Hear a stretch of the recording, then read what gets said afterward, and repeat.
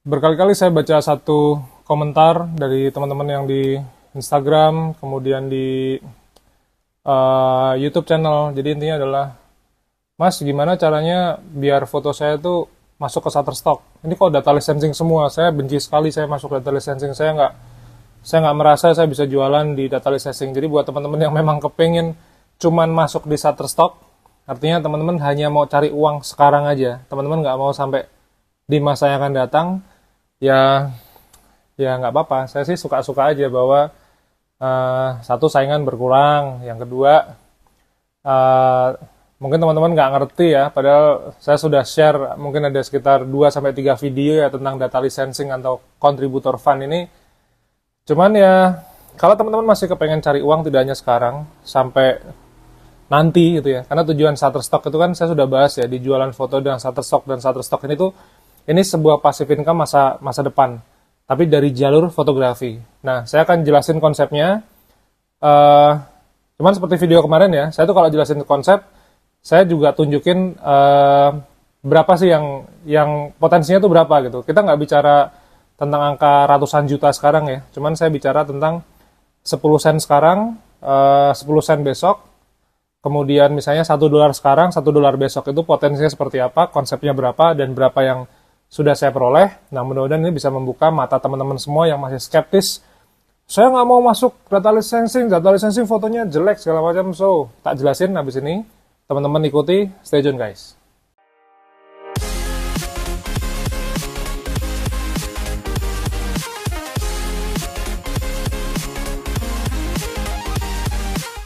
Selamat malam dari kota Jogja. Jadi hari ini sudah jam 11 kurang seperempat, jadi 22.44 segala macam. Saya sempetin bikin vlog buat teman-teman semua, karena saya cuman kepengen ngasih tahu bahwa hari ini apa kemarin, tadi pagi lah intinya, 2 hari yang lalu kalau nggak salah, itu tuh kita tuh lagi party dapat contributor fund. Saya bilang party itu begini ya, intinya banyak sekali kontributor Shutterstock itu yang lagi dapat, mereka sih ngomongnya THR gitu. Jadi mention saya, teman-teman saya, Mas terima kasih dapat THR, dapat THR.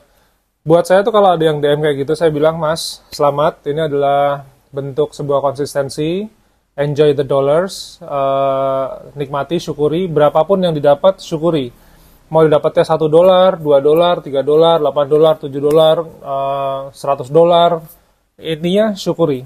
Karena sekarang yang namanya contributor fund itu di data licensing itu mungkin masuknya baru kayak 1 tahun sekali, atau mungkin 1 tahun bisa 1 sampai 2 kali.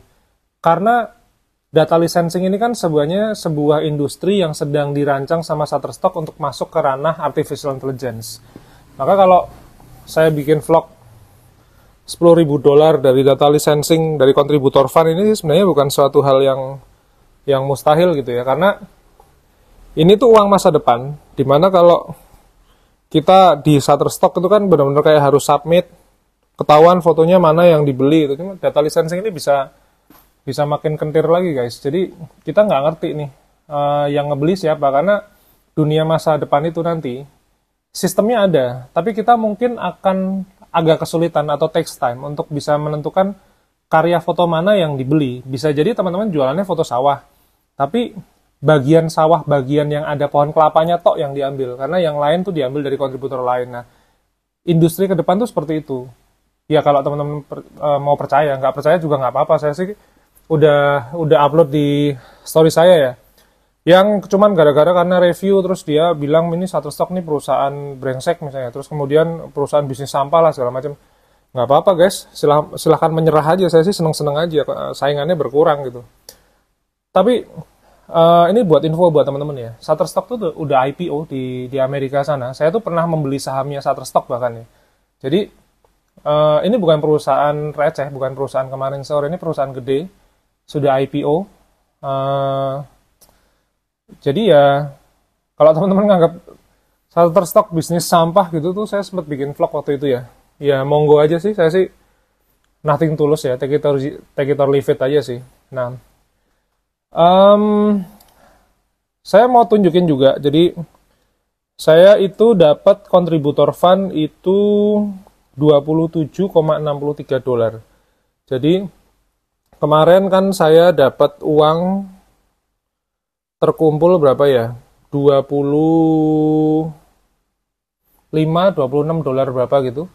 Terus tiba-tiba kontributor fundnya masuk 27,63 gitu. Jadi sekitar mungkin 350 ribuan lah. Buat saya syukuri loh, karena dari yang tadinya saya mungkin payout 350, 375, ini payoutnya bisa hampir 700 ribu gitu. Jadi hampir 2 kali lipatnya. What's better than that gitu ya.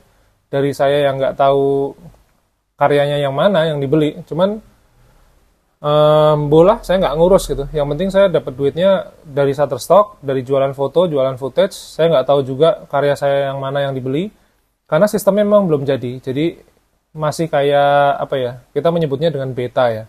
Dan ini butuh waktu cukup lama si perusahaan ini untuk bisa menyempurnakan data demografinya. Artinya karyanya yang mana, yang beli siapa, nominalnya berapa, oleh siapa.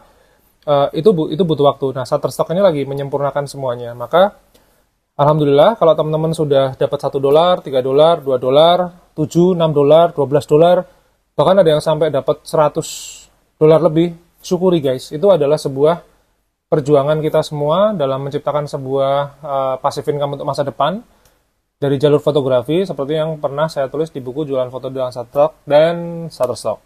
Nah, saya akan reminder lagi bahwa teman-teman yang barusan gabung ke dunia Shutterstock ini nggak usah bingung, nggak usah panik. Ketika teman-teman statusnya approve, cuman portofolionya nggak muncul. Itu tuh masuknya ke data licensing. Nah, data licensing itu sebenarnya bisa dicek. Kalau misalnya teman-teman masuk ke dashboard ya, dashboard itu harus masuk ke submit.shutterstock.com, masukin email, masukin password.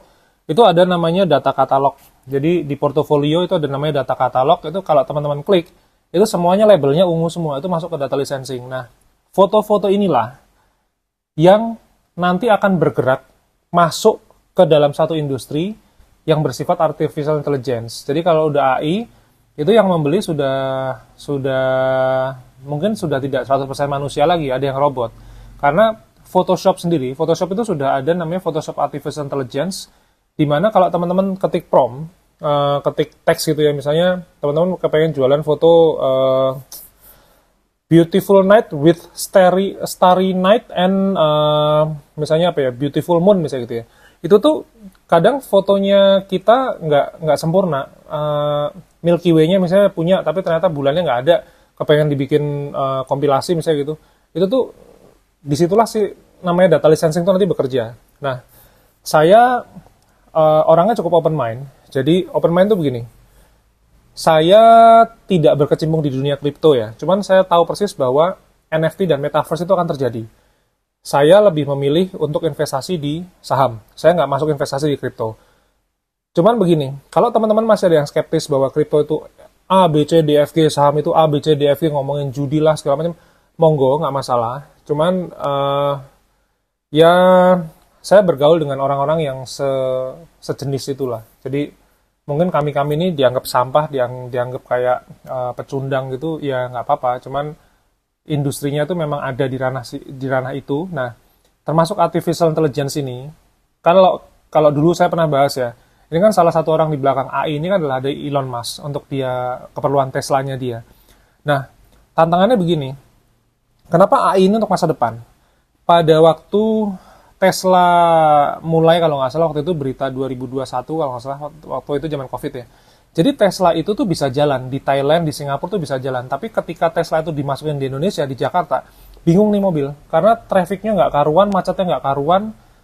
Intinya Jakarta apa-apa waktu itu ya di Indonesia itu ini bloody hell road gitu. Jadi robotnya sampai bingung untuk mendeteksi sistem mappingnya si mobil itu. Maka si Elon itu taruh duit lebih banyak untuk mendatangkan data lebih banyak yang intinya bahwa nanti karya-karya kita itu baik foto footage itu akan dimasukkan ke dalam sistem otak si komputer itu untuk kemudian dia menyempurnakan database-nya si mobil-mobil yang kira-kira bisa berjalan secara otomatis. Nah, foto-foto saya tuh udah banyak nih, saya yang masuk data katalog tuh udah 132.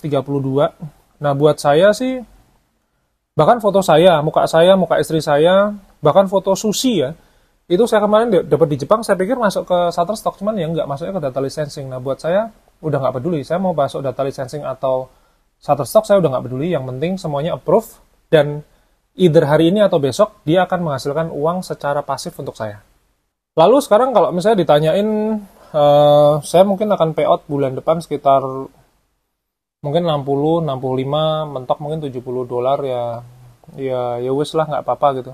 $70, anggaplah misalnya anggaplah 60 ya. 60 itu kan hampir 900.000 ya. 900.000 itu kalau saya belikan saham mungkin bisa dapat ya mungkin 2 sampai 3 lot ya. Buat saya itu sudah cukup untuk bisa mengisi stok lot saya setiap bulan. Jadi pretty good. Nah, teman-teman monggo aja. Kalau saran saya sih sebenarnya gini. Kita ini kan masih usia-usia produktif ya. Umur saya tahun ini 39. Teman-teman mungkin ada yang 42, ada yang bahkan kemarin ada yang DM umurnya 64. Kemudian bahkan mungkin teman-teman ada yang umur 25 mungkin. Sebenarnya intinya gini.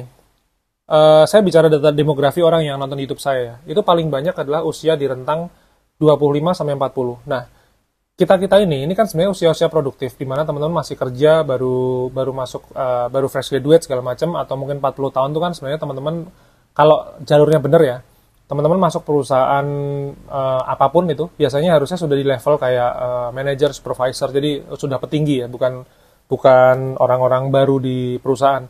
Itu kan sebenarnya uangnya udah banyak. Nah, silahkan manfaatin uangnya, teman-teman nggak usah resign kerja, nggak usah. Kalau yang nggak bisa bisnis, yang nggak usah harus coba-coba harus bisnis gitu. Bisnis itu kayak saya gini, literally bloody hell hard work, dan saya mesti harus pikirin setiap hari lebih dari 9 to 5 job lah. Maka teman-teman nikmati saja gaji Shutterstock ini untuk investasi. Jadi kalau kemarin saya bikin vlog tentang bagaimana kalau misalnya kita cuma punya $25 setahun, nggak masalah gitu. $25 setahun kan 350.000 ya. Iya, kalau misalnya dapatnya cuma segitu, kalau misalnya dapatnya sampai $100 setahun, itu tuh duit gitu guys.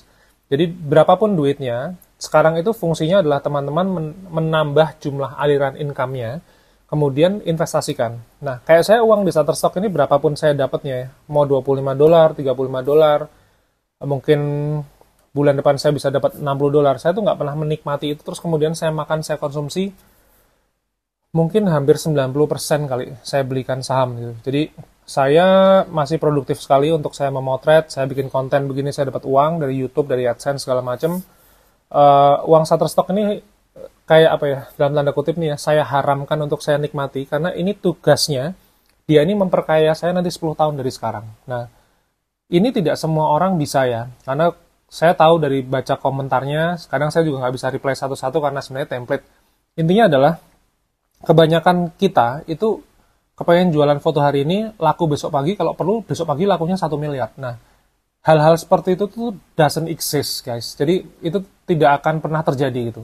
Maka kalau buat teman-teman yang kepengen kaya cepat, please guys, menjauh saja. Sudah, channel saya ini channel yang salah untuk teman-teman yang punya mindset seperti itu, karena apapun itu ya, saya berbisnis di Airbnb udah 10 tahun, di fotografi udah tahun ke-15, saya masuk dunia content creation ini baru 3 tahun, Shutterstock mungkin 7 tahun. Itu tuh semua yang saya lakukan tidak ada yang namanya saya kaya cepat. Jadi saya benar-benar harus berdarah-darah untuk mengumpulkan stok. Hari ini aja saya bikin konten baru. Nanti kalau teman-teman nonton, maka jangan kaget saya bikin satu video-video baru.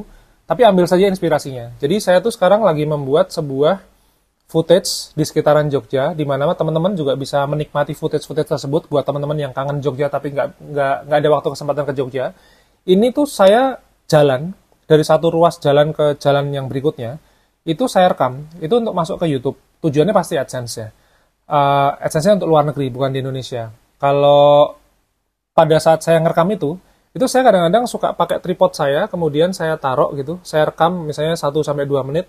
Tujuannya adalah untuk footage. Jadi 2 menit itu saya potong-potong tuh, nanti ada yang orang yang nyebrang jalan, ada yang pakai becak, ada yang misalnya kelihatan alun-alunnya, kelihatan titik 0 kilometernya di Jogja, itu saya potong-potong. Nah, saya lagi merancang sebuah sistem pengumpulan footage baru, yang sekali jalan saya dapat 2 kerjaan. Jadi, sekali saya jalan ke luar, kayak tadi saya di titik 0, itu footage-nya saya dapat, YouTube-nya saya juga dapat. Nah, makanya nanti teman-teman juga akan lihat tuh nanti akan ada vlog-vlog tambahan sekitar jam 10 pagi. Saya set sih jam 10 pagi. Itu adalah mengulas tentang kota Jogja. Saya nggak banyak ngomong, waktu itu saya cuma jalan kaki.